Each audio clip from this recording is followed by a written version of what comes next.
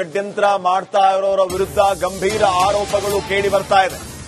ಅದು ಕೂಡ foreign funding ನ ಬಗ್ಗೆ ಭಾರಿ ಚರ್ಚೆಗಳಾಗ್ತಾ ಇರೋದು. ಯಾರೆಲ್ಲ ಈ ಧರ್ಮಸ್ಥಳದ ವಿರುದ್ಧ ಅಪಪ್ರಚಾರವನ್ನ ಮಾಡ್ತಾ ಇದ್ದಾರೆ, ಷಡ್ಯಂತ್ರ ಮಾಡ್ತಾ ಇದ್ದಾರೆ, ಅಂತವರಿಗೆ ವಿದೇಶದಿಂದ ಹಣ ಹರಿದು ಬರ್ತಾ ಇದೆ. ಈಗ ಇಡಿ ಎಂಟ್ರಿ ಆಗಿದೆ. ಸತ್ಯ ಆಚೆ ಬರುತ್ತಾ ಅನ್ನುವಂಥದ್ದು ಸದ್ಯಕ್ಕಿನ ಪ್ರಶ್ನೆ ಆಗಿದೆ. ಇದರ ಮಧ್ಯೆ ಹಿಂದೂ ಮುಖಂಡ ತೇಜಸ್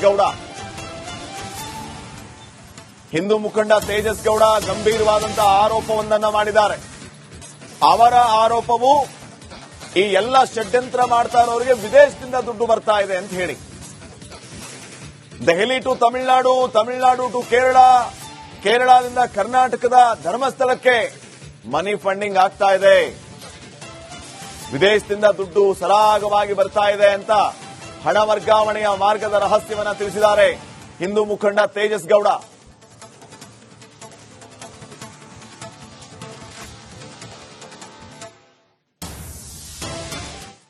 ಕೆಲವೊಂದು ಸಂಸ್ಥೆಗಳು ಹಣ ವರ್ಗಾವಣೆ ಮಾಡಿದಾವಂತ ಒಂದು ಆರೋಪ ಇದೆ, ಅದು ನಿಜನಾ ಸರ್ ಅಂತ?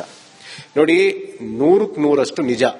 ಹಣ ವರ್ಗಾವಣೆ ಆಗದೇನೆ ಇಷ್ಟರ ಮಟ್ಟಕ್ಕೆ ಇವ್ರ ಏನ್ ಕಾನ್ಸ್ಪಿರಸಿ ಇದೆ, ಇವ್ರದ್ದೇನ್ ಪ್ಲಾನಿಂಗ್ ಇದೆ, ಹೆಂಗೆ ಹಣ ಇಲ್ದೇನೆ ಇಷ್ಟರ ಮಟ್ಟಿಗೆ ಹೋಗೋದಕ್ಕೆ ಹೇಗೆ ಸಾಧ್ಯ? ನೀವು ಒಂದು ನೀವು ಗಮನಿಸಿ, ಏನು ಅಂತಂದ್ರೆ 100 ಕಂಟೆಂಟ್ ಕ್ರಿಯೇಟರ್ಸ್, ಅದಾದ್ಮೇಲೆ 100 ಟ್ರೋಲ್ ಪೇಜ್ಗಳು. ಮೊನ್ನೆ ಯಾವ್ದೋ ಒಂದು ಯೂಟ್ಯೂಬ್ ಚಾನಲ್ ಗಮನಿಸಬಹುದು, 100 ಕಂಟೆಂಟ್ ಕ್ರಿಯೇಟರ್ಸ್ ಮತ್ತೆ 300ಕ್ಕೂ ಹೆಚ್ಚು ಟ್ರೋಲ್ ಪೇಜ್ಗಳಿಗೆ ನಮ್ಗೆ ಪೇಮೆಂಟ್ ಆಗಿದೆ ಅಂತ ಒಬ್ರು ಹೇಳ್ತಿದ್ದಾರೆ. ಇವರಿಗೆ ಪೇಮೆಂಟ್ ಕೊಟ್ಟಿರೋರು ಯಾರು?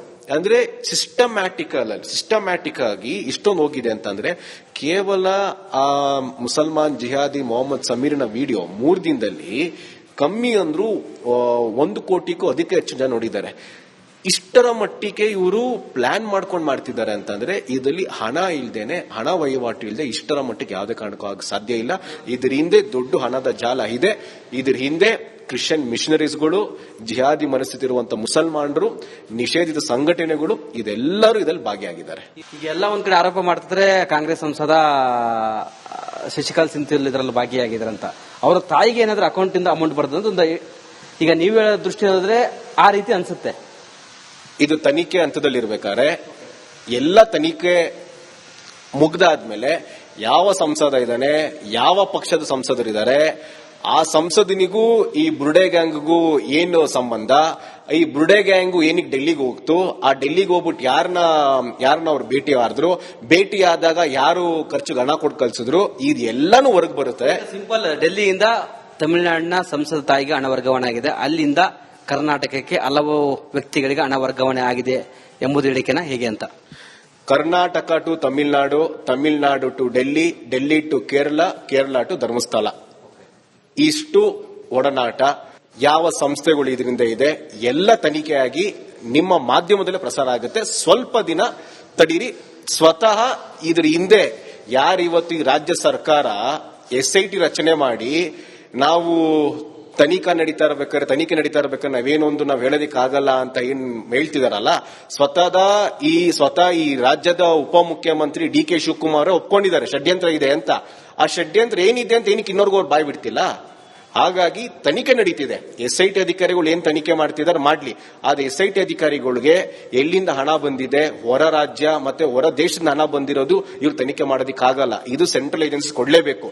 ಇನ್ನಾದ್ರೂ ಈ ಮುಖ್ಯಮಂತ್ರಿ ಸಿದ್ದರಾಮಯ್ಯ ಬದ್ಧತೆ ಇದ್ರೆ ಮೊದಲು ಈ ಕೇಸ್ನ NIA ಇಲ್ಲ CBIಗೆ ವರ್ಗಾವಣೆ ಮಾಡಿ. ಇನ್ನೊಂದು ಸ್ಪಷ್ಟನೆ ಕೊಡಕ್ ಇಷ್ಟಪಡ್ತೀನಿ, ಅತ್ಯಾಚಾರಕ್ಕೆ ಒಳಗಾಗಿರುವಂತ ಹೆಣ್ಮಗು, ಆ ಹೆಣ್ಮಗು ಹೆಸರು ನಾನು ಹೇಳಬಾರದು, ಆ ಹೆಣ್ಮಗು ನ್ಯಾಯ ಸಿಗಲೇಬೇಕು. ಆ ನ್ಯಾಯಕ್ಕೆ ನಾವೆಲ್ಲ ಹೋರಾಡಲೇಬೇಕು. ಆದ್ರೆ ನಮ್ಮ ಕ್ಷೇತ್ರ, ನಮ್ಮ ಪುಣ್ಯಕ್ಷೇತ್ರನ ಹವೇಳನ ಮಾಡಬೇಕು, ನಮ್ಮ ಧಾರ್ಮಿಕ ನಂಬಿಕೆಗೆ ಚ್ಯುತಿ ತರಬೇಕು. ಮತ್ತೆ ಯಾರು ಇದನ್ನ ಒಂದು ವ್ಯವಸ್ಥಿತವಾದ ಷಡ್ಯಂತ್ರ ಮಾಡಿ ನಮ್ಮ ಪುಣ್ಯಕ್ಷೇತ್ರ ಮೇಲೆ ದಾಳಿ ಮಾಡಿದ್ದಾರೆ, ಇಲ್ಲ ಸಲ್ಲದ ಆರೋಪ ಮಾಡಿದ್ದಾರೆ, ಇವರಿಗೆ ಕೋಟ್ಯಾಂತರ ರೂಪಾಯಿ ಹಣ ವರ್ಗಾವಣೆ ಆಗಿರೋದು ಸತ್ಯ. ಈ ಸುದ್ದಿನ ನಮ್ಮ ರಿಪಬ್ಲಿಕ್ ಮಾಧ್ಯಮನೇ ಪ್ರಸಾರ ಮಾಡಿದೆ. ಇದ್ರ ಹಿಂದೆ ಏನಕ್ಕೆ ಕ್ರಿಶ್ಚಿಯನ್ ಮಿಷನರೀಸ್ ಇದ್ದಾರೆ, ಜಿಹಾದಿಗಳಿದ್ದಾರೆ ಅಂತಂದ್ರೆ ಚಿನ್ನಯ್ಯ ಆತ ಮತಾಂತರಗೊಂಡಿದ್ದಾನೆ ಅಂತ ರಿಪಬ್ಲಿಕ್ ವಾಹಿನಿನೇ ಪ್ರಸಾರ ಮಾಡಿದೆ. ಚಿನ್ನಯ್ಯಂಗೆ ಉದ್ದೇಶಪೂರ್ವಕವಾಗಿ ಏನಕ್ಕೆ ಭೀಮಾ ಅಂತ ಹೆಸರು ಕೊಟ್ಟ ಮೊಹಮ್ಮದ್ ಸಮೀರ್?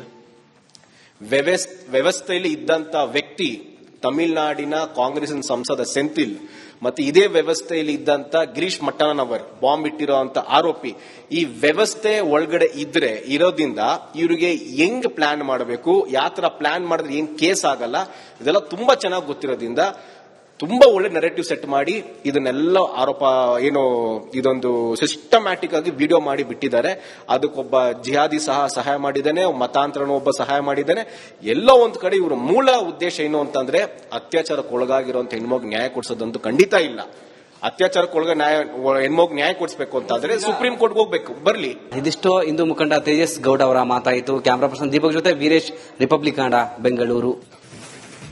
ಷಡ್ಯಂತ್ರ ಮಾಡ್ತಾ ಇರೋರ ವಿರುದ್ಧ ಗಂಭೀರ ಆರೋಪಗಳು ಕೇಳಿ ಬರ್ತಾ ಇದೆ.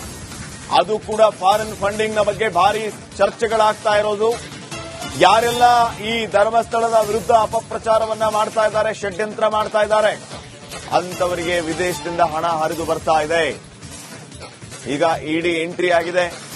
ಸತ್ಯ ಆಶೆ ಬರುತ್ತಾ ಅನ್ನುವಂಥದ್ದು ಸದ್ಯಕ್ಕಿನ ಪ್ರಶ್ನೆ ಆಗಿದೆ.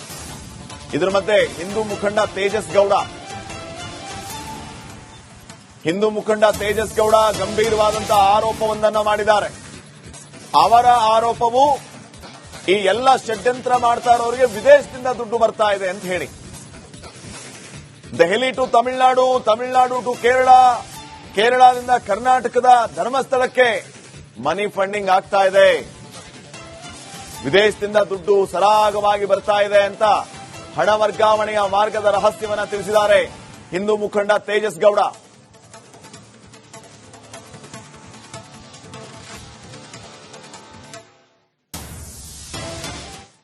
ಕೆಲವೊಂದು ಸಂಸ್ಥೆಗಳು ಹಣ ವರ್ಗಾವಣೆ ಮಾಡಿದಾವಂತ ಒಂದು ಆರೋಪ ಇದೆ. ಅದು ನಿಜನಾ ಸರ್ ಅಂತ? ನೋಡಿ, 100% ನಿಜ. ಹಣ ವರ್ಗಾವಣೆ ಆಗದೇನೆ ಇಷ್ಟರ ಮಟ್ಟಕ್ಕೆ ಇವ್ರ ಏನ್ ಕಾನ್ಸ್ಪಿರಸಿ ಇದೆ, ಇವ್ರದ್ದೇನ್ ಪ್ಲಾನಿಂಗ್ ಇದೆ, ಹೆಂಗೆ ಹಣ ಇಲ್ದೇನೆ ಇಷ್ಟರ ಮಟ್ಟಿಗೆ ಹೋಗೋದಕ್ಕೆ ಹೇಗೆ ಸಾಧ್ಯ? ನೀವು ಒಂದು ನೀವು ಗಮನಿಸಿ, ಏನು ಅಂತಂದ್ರೆ 100 ಕಂಟೆಂಟ್ ಕ್ರಿಯೇಟರ್ಸ್, ಅದಾದ್ಮೇಲೆ 100 ಟ್ರೋಲ್ ಪೇಜ್ಗಳು. ಮೊನ್ನೆ ಯಾವ್ದೋ ಒಂದು ಯೂಟ್ಯೂಬ್ ಚಾನಲ್ ಗಮನಿಸಬಹುದು, 100 ಕಂಟೆಂಟ್ ಕ್ರಿಯೇಟರ್ಸ್ ಮತ್ತೆ 300ಕ್ಕೂ ಹೆಚ್ಚು ಟ್ರೋಲ್ ಪೇಜ್ಗಳಿಗೆ ನಮ್ಗೆ ಪೇಮೆಂಟ್ ಆಗಿದೆ ಅಂತ ಒಬ್ರು ಹೇಳ್ತಿದ್ದಾರೆ. ಇವರಿಗೆ ಪೇಮೆಂಟ್ ಕೊಟ್ಟಿರೋರು ಯಾರು? ಅಂದ್ರೆ ಸಿಸ್ಟಮ್ಯಾಟಿಕ್ ಆಗಿ ಇಷ್ಟೊಂದು ಹೋಗಿದೆ ಅಂತಂದ್ರೆ ಕೇವಲ ಆ ಮುಸಲ್ಮಾನ್ ಜಿಹಾದಿ ಮೊಹಮ್ಮದ್ ಸಮೀರ್ನ ವಿಡಿಯೋ 3 ದಿನದಲ್ಲಿ ಕಮ್ಮಿ ಅಂದ್ರೂ 1 ಕೋಟಿಗೂ ಅಧಿಕ ಹೆಚ್ಚು ಜನ ನೋಡಿದ್ದಾರೆ. ಇಷ್ಟರ ಮಟ್ಟಿಗೆ ಇವರು ಪ್ಲಾನ್ ಮಾಡ್ಕೊಂಡು ಮಾಡ್ತಿದ್ದಾರೆ ಅಂತಂದ್ರೆ ಇದರಲ್ಲಿ ಹಣ ಇಲ್ದೇನೆ, ಹಣ ವಹಿವಾಟು ಇಲ್ಲದೆ ಇಷ್ಟರ ಮಟ್ಟಿಗೆ ಯಾವುದೇ ಕಾರಣಕ್ಕೂ ಆಗ ಸಾಧ್ಯ ಇಲ್ಲ. ಇದ್ರ ಹಿಂದೆ ದೊಡ್ಡ ಹಣದ ಜಾಲ ಇದೆ. ಇದ್ರ ಹಿಂದೆ ಕ್ರಿಶ್ಚಿಯನ್ ಮಿಷನರೀಸ್ಗಳು, ಜಿಹಾದಿ ಮನಸ್ಥಿತಿ ಇರುವಂತಹ ಮುಸಲ್ಮಾನರು, ನಿಷೇಧಿತ ಸಂಘಟನೆಗಳು, ಇದೆಲ್ಲರೂ ಇದರಲ್ಲಿ ಭಾಗಿಯಾಗಿದ್ದಾರೆ. ಎಲ್ಲ ಒಂದ್ ಕಡೆ ಆರೋಪ ಮಾಡ್ತಿದ್ರೆ ಕಾಂಗ್ರೆಸ್ ಸಂಸದ ಶಶಿಕಾಲ್ ಸಿಂಥಿಲ್ ಇದರಲ್ಲಿ ಭಾಗಿಯಾಗಿದ್ದಾರೆ ಅಂತ.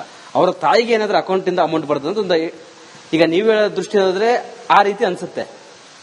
ಇದು ತನಿಖೆ ಹಂತದಲ್ಲಿರ್ಬೇಕಾದ್ರೆ ಎಲ್ಲ ತನಿಖೆ ಮುಗ್ದಾದ್ಮೇಲೆ ಯಾವ ಸಂಸದ ಇದ್ದಾನೆ, ಯಾವ ಪಕ್ಷದ ಸಂಸದರಿದ್ದಾರೆ, ಆ ಸಂಸದನಿಗೂ ಈ ಬುರ್ಡೆ ಗ್ಯಾಂಗ್ಗೂ ಏನು ಸಂಬಂಧ, ಈ ಬುರ್ಡೆ ಗ್ಯಾಂಗು ಏನಕ್ಕೆ ಡೆಲ್ಲಿಗೆ ಹೋಗ್ತು, ಆ ಡೆಲ್ಲಿಗೆ ಹೋಗ್ಬಿಟ್ಟು ಯಾರನ್ನ ಅವ್ರು ಭೇಟಿ ಆದಾಗ ಯಾರು ಖರ್ಚಿಗೆ ಹಣ ಕೊಟ್ಟು ಕಳ್ಸಿದ್ರು, ಇದೆಲ್ಲಾನು ಹೊರಗೆ ಬರುತ್ತೆ. ಸಿಂಪಲ್, ಡೆಲ್ಲಿಯಿಂದ ತಮಿಳುನಾಡಿನ ಸಂಸದ ತಾಯಿಗೆ ಹಣ ವರ್ಗಾವಣೆ ಆಗಿದೆ, ಅಲ್ಲಿಂದ ಕರ್ನಾಟಕಕ್ಕೆ ಹಲವು ವ್ಯಕ್ತಿಗಳಿಗೆ ಹಣ ವರ್ಗಾವಣೆ ಆಗಿದೆ ಎಂಬುದು ಹೇಳಿಕೆನ ಹೇಗೆ ಅಂತ?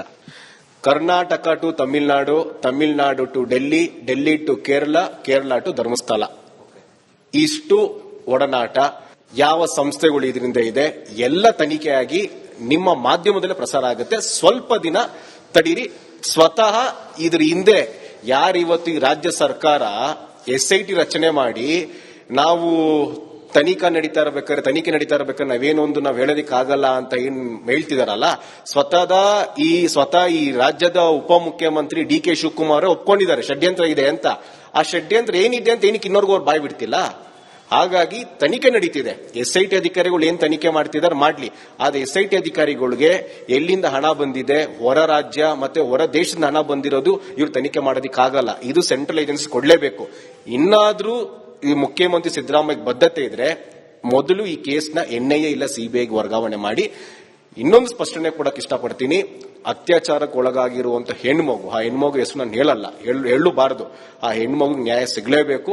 ಆ ನ್ಯಾಯಕ್ಕೆ ನಾವೆಲ್ಲ ಹೋರಾಡಲೇಬೇಕು. ಆದ್ರೆ ನಮ್ಮ ಕ್ಷೇತ್ರ, ನಮ್ಮ ಪುಣ್ಯಕ್ಷೇತ್ರನ ಹವೇಳನ ಮಾಡಬೇಕು, ನಮ್ಮ ಧಾರ್ಮಿಕ ನಂಬಿಕೆಗೆ ಚ್ಯುತಿ ತರಬೇಕು. ಮತ್ತೆ ಯಾರು ಇದನ್ನ ಒಂದು ವ್ಯವಸ್ಥಿತವಾದ ಷಡ್ಯಂತ್ರ ಮಾಡಿ ನಮ್ಮ ಪುಣ್ಯಕ್ಷೇತ್ರ ಮೇಲೆ ದಾಳಿ ಮಾಡಿದ್ದಾರೆ, ಇಲ್ಲ ಸಲ್ಲದ ಆರೋಪ ಮಾಡಿದ್ದಾರೆ, ಇವರಿಗೆ ಕೋಟ್ಯಾಂತರ ರೂಪಾಯಿ ಹಣ ವರ್ಗಾವಣೆ ಆಗಿರೋದು ಸತ್ಯ. ಈ ಸುದ್ದಿನ ನಮ್ಮ ರಿಪಬ್ಲಿಕ್ ಮಾಧ್ಯಮನೇ ಪ್ರಸಾರ ಮಾಡಿದೆ. ಇದ್ರ ಹಿಂದೆ ಏನಕ್ಕೆ ಕ್ರಿಶ್ಚಿಯನ್ ಮಿಷನರೀಸ್ ಇದ್ದಾರೆ, ಜಿಹಾದಿಗಳಿದ್ದಾರೆ ಅಂತಂದ್ರೆ ಚಿನ್ನಯ್ಯ ಆತ ಮತಾಂತರಗೊಂಡಿದ್ದಾನೆ ಅಂತ ರಿಪಬ್ಲಿಕ್ ವಾಹಿನಿನೇ ಪ್ರಸಾರ ಮಾಡಿದೆ. ಚಿನ್ನಯ್ಯಂಗೆ ಉದ್ದೇಶಪೂರ್ವಕವಾಗಿ ಏನಕ್ಕೆ ಭೀಮಾ ಅಂತ ಹೆಸರು ಕೊಟ್ಟ ಮೊಹಮ್ಮದ್ ಸಮೀರ್? ವ್ಯವಸ್ಥೆಯಲ್ಲಿ ಇದ್ದಂತ ವ್ಯಕ್ತಿ ತಮಿಳುನಾಡಿನ ಕಾಂಗ್ರೆಸ್ ಸಂಸದ ಸೆಂಥಿಲ್, ಮತ್ತೆ ಇದೇ ವ್ಯವಸ್ಥೆಯಲ್ಲಿ ಇದ್ದಂತ ಗಿರೀಶ್ ಮಟ್ಟಣ್ಣನವರ್ ಬಾಂಬ್ ಇಟ್ಟಿರುವಂತ ಆರೋಪಿ. ಈ ವ್ಯವಸ್ಥೆ ಒಳಗಡೆ ಇರೋದ್ರಿಂದ ಇವರಿಗೆ ಹೆಂಗ್ ಪ್ಲಾನ್ ಮಾಡಬೇಕು, ಯಾವ ತರ ಪ್ಲಾನ್ ಮಾಡಿದ್ರೆ ಹೆಂಗ್ ಕೇಸ್ ಆಗಲ್ಲ, ಇದೆಲ್ಲ ತುಂಬಾ ಚೆನ್ನಾಗಿ ಗೊತ್ತಿರೋದ್ರಿಂದ ತುಂಬಾ ಒಳ್ಳೆ ನೆರೆಟಿವ್ ಸೆಟ್ ಮಾಡಿ ಇದನ್ನೆಲ್ಲ ಆರೋಪ ಇದೊಂದು ಸಿಸ್ಟಮ್ಯಾಟಿಕ್ ಆಗಿ ವಿಡಿಯೋ ಮಾಡಿ ಬಿಟ್ಟಿದ್ದಾರೆ. ಅದಕ್ಕೊಬ್ಬ ಜಿಹಾದಿ ಸಹಾಯ ಮಾಡಿದ್ದಾನೆ, ಮತಾಂತರನೂ ಒಬ್ಬ ಸಹಾಯ ಮಾಡಿದ್ದಾನೆ. ಎಲ್ಲೋ ಒಂದ್ ಕಡೆ ಇವ್ರ ಮೂಲ ಉದ್ದೇಶ ಏನು ಅಂತಂದ್ರೆ ಅತ್ಯಾಚಾರಕ್ಕೆ ಒಳಗಾಗಿರುವಂತ ಹೆಣ್ಮಗ್ ನ್ಯಾಯ ಕೊಡಿಸೋದಂತೂ ಖಂಡಿತ ಇಲ್ಲ. ಅತ್ಯಾಚಾರಕ್ಕೊಳಗ ಹೆಣ್ಮಗ್ ನ್ಯಾಯ ಕೊಡಿಸಬೇಕು ಅಂತಾದ್ರೆ ಸುಪ್ರೀಂ ಕೋರ್ಟ್ಗೆ ಹೋಗ್ಬೇಕು. ಬರ್ಲಿ. ಇದಿಷ್ಟು ಹಿಂದೂ ಮುಖಂಡ ತೇಜಸ್ ಗೌಡ ಅವರ ಮಾತಾಯಿತು. ಕ್ಯಾಮರಾ ಪರ್ಸನ್ ದೀಪಕ್ ಜೊತೆ ವೀರೇಶ್, ರಿಪಬ್ಲಿಕ್ ಕನ್ನಡ, ಬೆಂಗಳೂರು.